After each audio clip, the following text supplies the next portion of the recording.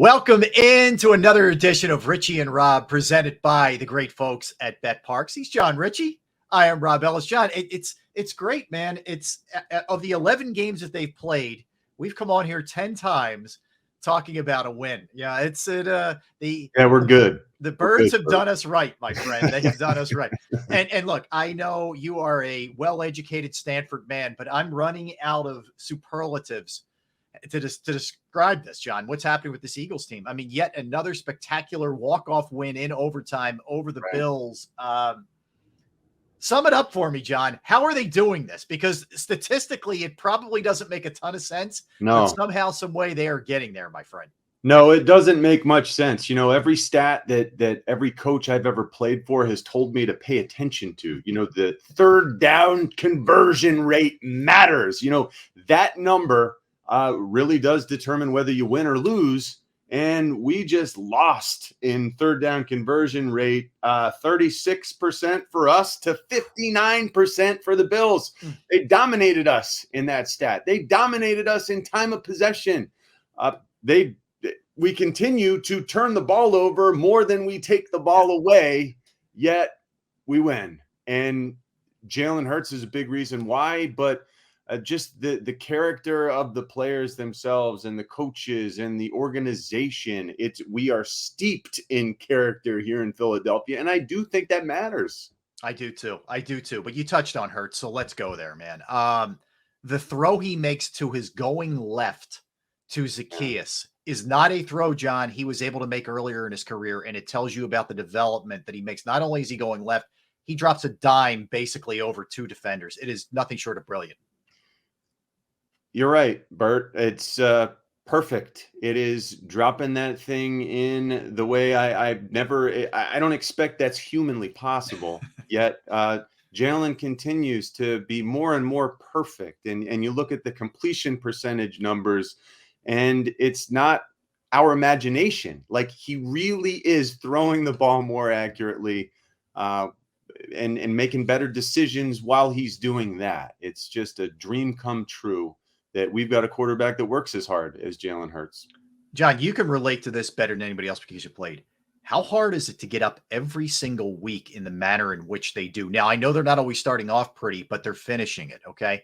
How hard is that when you're getting every team's best shot on top of trying to get up for these games each and every week?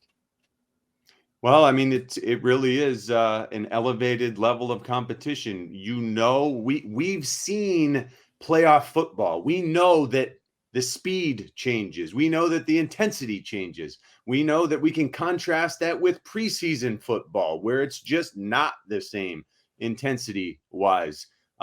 We have played at a consistently high level of investment and belief and willingness to commit and unwillingness to fail those around you. You know, there really is a lot that goes into this.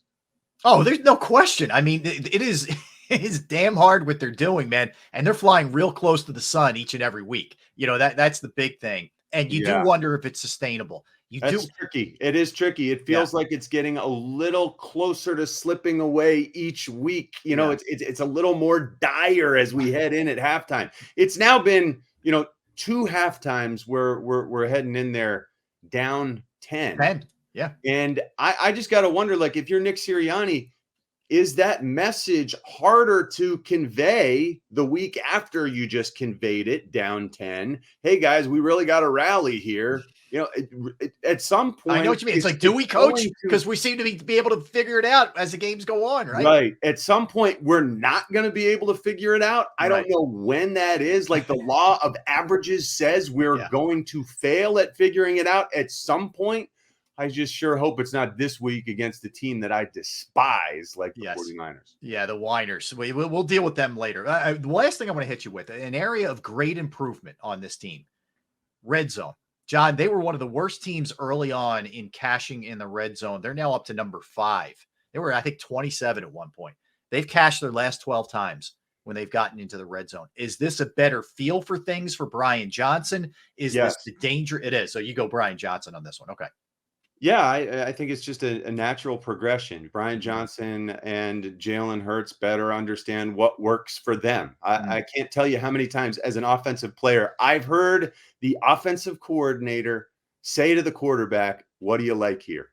Mhm. What do you like here at the +5? What do you like here at the +10? What do you like here at the +15?"